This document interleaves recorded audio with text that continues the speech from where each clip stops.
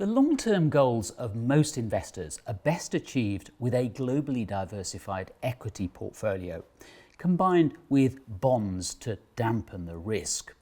There are, however, a number of alternatives to equities.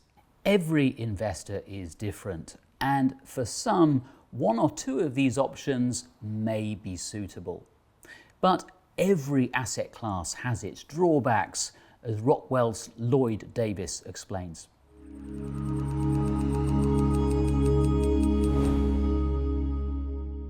When people look at residential property, they miss a number of the key factors. When they look at the purchase of the property, they maybe miss out on the legal fees and the taxes that come involved. When they're looking at the run of the property, they miss out the hassle factor of ongoing maintenance and problem tenants, and the fact that their rental income isn't guaranteed. In fact, laws are more in favour of tenants than landlords these days.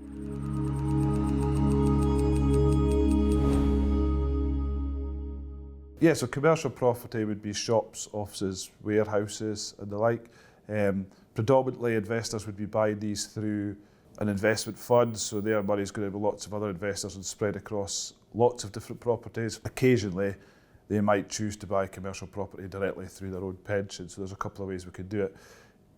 Personally, again, not a huge fan, liquidity risk being the obvious one. And we've seen a lot of problems in the past whereby people can't get their money out because of a property has to be sold and there could be suspensions, etc. So I think it brings with it an unnecessary level of risk and no real reward for that. So again, for me, it's not something I look to include in my client portfolios.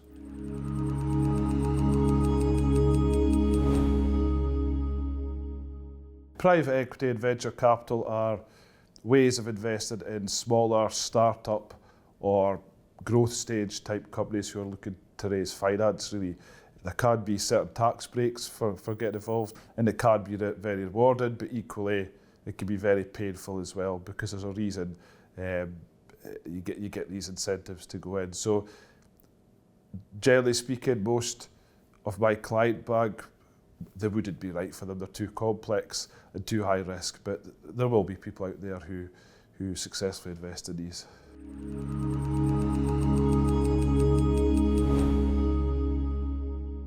Hedge funds are a form of active fund management whereby they're using different levers or mechanisms than you might see in the standard active management funds that most retail investors would hold. Things such as shorting certain stocks, for example, so always betting on the failure of a company as opposed to buying it because it's likely to be successful. So again, an added layer of complexity, an added layer of cost. And whilst some people have done very well out of these things, I think investors really need to understand what they're getting into before they get involved with hedge funds.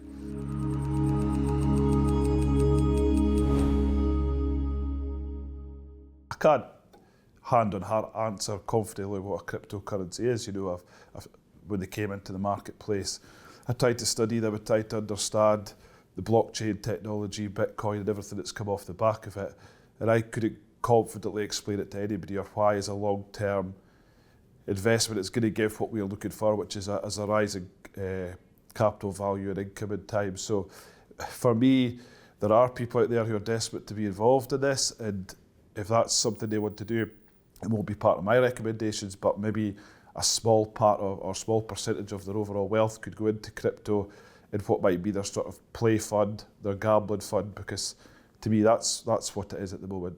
That is by no means an exhaustive list of alternatives to equities. Some investors, for example, choose to invest in collectible items such as fine wine, paintings or classic cars. But the point is, there are pros and cons to every asset class which you may not have thought of, so it pays to speak to a financial advisor before you take the plunge.